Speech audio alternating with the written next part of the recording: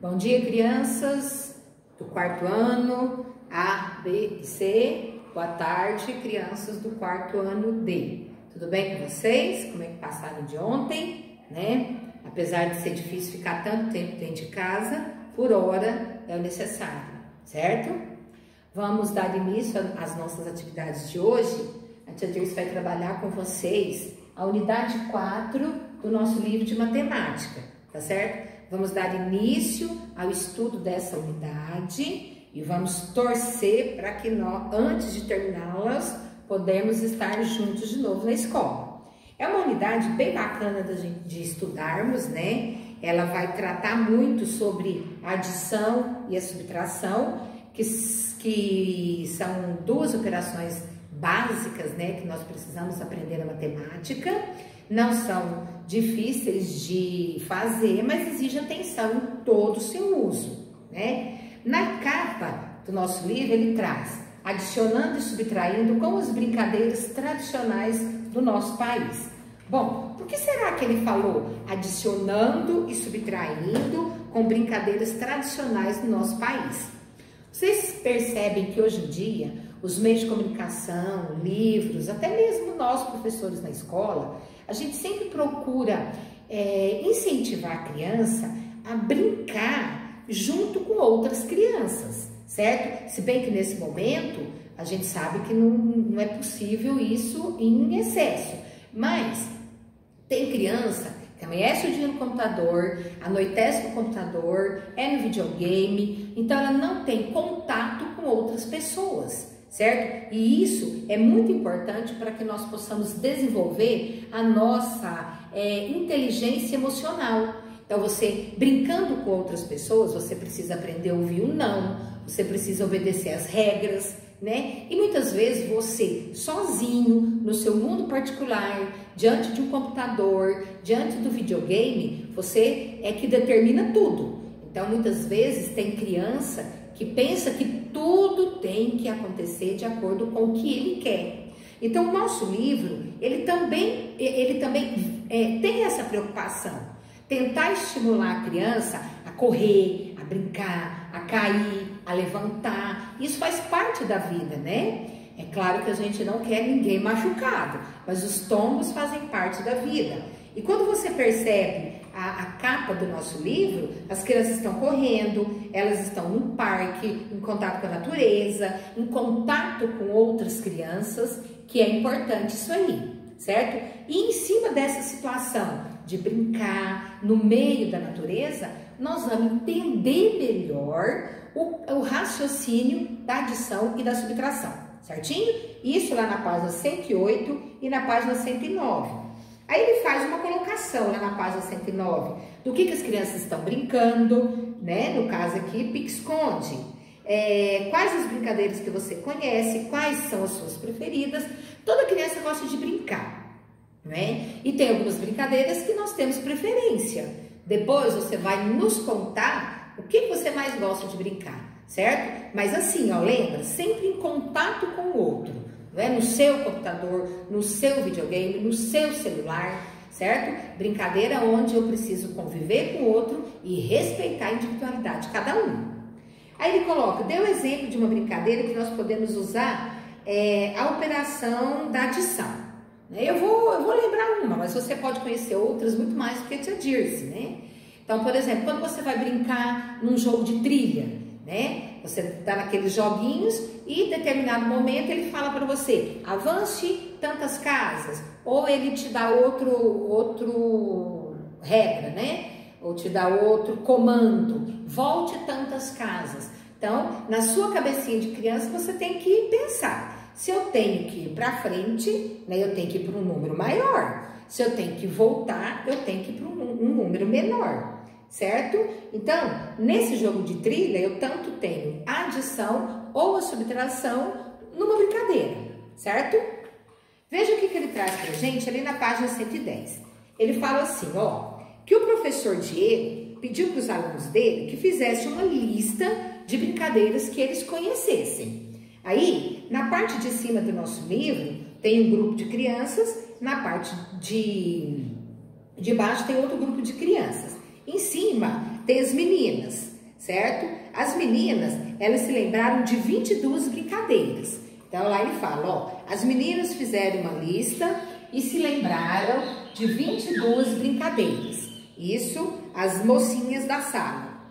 Aí, os meninos fizeram uma outra lista e os meninos se lembraram de 13 brincadeiras, certo? Então, veja bem, ó, as mocinhas fizeram uma lista com 22 brincadeiras que elas se lembraram. Os meninos fizeram com 13, certo? Aí ele fala assim, ó, todas as brincadeiras eram diferentes umas das outras. Então, as meninas, ali ele colocou um exemplo, ó. As meninas lembraram de amarelinha, lembraram de batata quente, elas lembraram de passa-anel, elas lembraram de pique-esconde. Os meninos lembraram de vida ou morto, de vivo ou morto. As meninas lembraram das dança das cadeiras, a queimada, né? Tirar o alvo. Todas essas brincadeiras aqui, ó, para que elas possam se realizar, eu preciso estar em contato com o outro, certo? E isso é muito importante para nos tornarmos pessoas melhores. Tá, então, isso lá na página 110. Na página 111, ele pergunta para a gente, de quantas maneiras os alunos lembraram-se, de quantas brincadeiras as crianças se lembraram no total, certo? Então, ele quer saber o total de brincadeira que eles se lembraram. Então, veja, se as meninas se lembraram de 22, se os meninos se lembraram de 13, para que eu possa descobrir o total, eu tenho que fazer o quê? Eu tenho que adicionar a todas as brincadeiras lembradas. As brincadeiras das meninas e dos meninos. 2 e 3, 5. 2 e 1, 3. Certo? Então, nessa situação aqui, eles se lembraram de 35 brincadeiras, certo? Então, aqui no total, eu tenho 35 brincadeiras que os meninos se lembraram, certo? Aí, vamos lá. No exercício 2, ele traz assim, ó. Explique 2 maneiras de resolver esse problema. Então, veja bem, explique 2 maneiras de resolver esse problema. Nesse exercício aqui, você pode responder usando suas palavrinhas, mas lembrando assim, ó. De 2 maneiras. Eu posso adicionar o total de brincadeiras lembrado pelas meninas e o total de brincadeiras relacionado pelos meninos.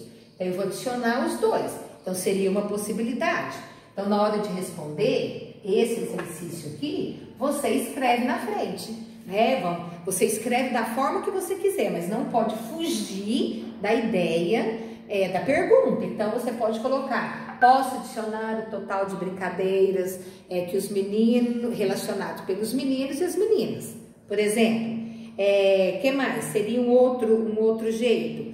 Eu posso usar, por meio da decomposição, eu posso descobrir o total de brincadeiras que as crianças fizeram. Então, por exemplo, eu posso pegar, uma segunda opção seria, eu posso pegar, decompor o total de brincadeira das meninas, né? 20 mais 2. Posso decompor o total de brincadeira dos meninos, né? 10 mais 3 e somar tudo, né? Então, ó, 2 e 3, 5, ó, o sinalzinho de mais, 0, 3. Aí ele traz aqui, ó, 30 mais 5 é igual a 35, certo? Tia, tem que fazer igualzinho? Não, desde que você siga o raciocínio da pergunta do exercício, tá bom? Então, isso aqui são 2 opções, certo? Aí você escreve da forma que você achar mais viável. No exercício 3, ele pergunta assim, ó, acompanhe com a tia aqui no exercício 3, ó. Quantas brincadeiras as meninas lembraram a mais que os meninos? O total de brincadeiras que as meninas se lembraram foi 22, não é isso? O total de brincadeiras que os meninos se lembraram foi 13. Então, o que significa isso? Que as meninas fizeram uma lista maior do que os meninos, certo? Aí ele pergunta assim, ó, de quantas brincadeiras as meninas se lembraram a mais que os meninos. Então basta subtrair esse total, né? As meninas têm uma quantidade maior na lista que elas montaram e os meninos teve uma quantidade menor. Então basta subtrair esses dois valores que eu descubro quantas brincadeiras a mais as meninas colocaram em sua lista. Então vamos, ó. De 2 a gente pode tirar um 3? Não, né? Porque a gente sabe que na subtração o menor nunca vai tirar o maior, certo? Então vamos desagrupar. Vamos pedir emprestado para o algarismo que vem ao lado. Então no caso, o 2 vai ficar valendo 12 e esse 2 aqui vai estar valendo 1. Aí eu tenho, ó, 3 para 12. Então eu estou no 3, quero chegar no 12. Falta quanto? Falta 9. 1 para 1, 0.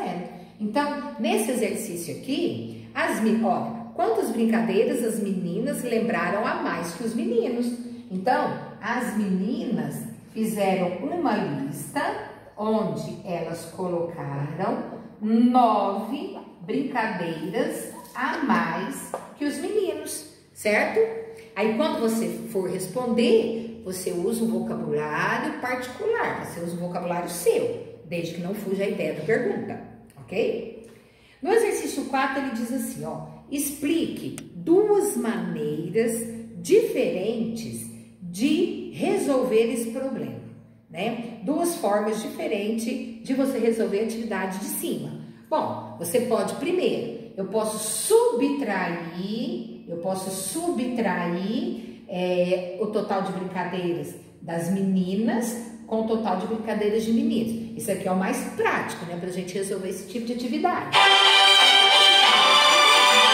Diferentes, veja bem, ó. Eu fiz a subtração em uma das opções eu fiz a subtração.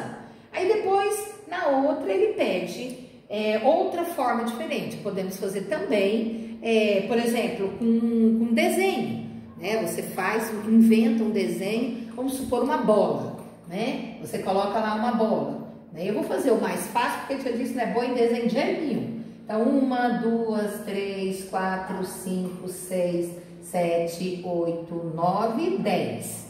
11, 12, 13, 14, 15, 16, 17, 18, 19, 20, 21, 22.